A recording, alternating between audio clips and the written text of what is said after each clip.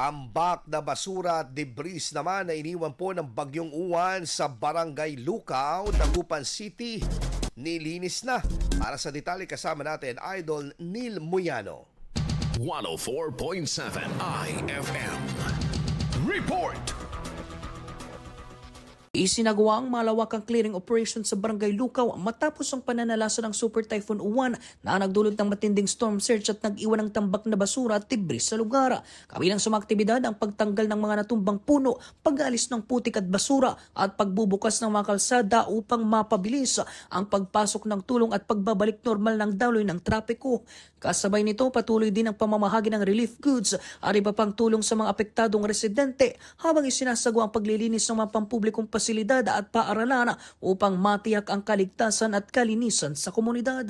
Bukod sa naturang barangay, inihayag ng pamalang panglungsod ang paglilinis sa kalat na iniwan ng bagyo sa iba pang barangay, partikular sa mga island barangays na dinaluyan ng mga basura dahil sa storm surge.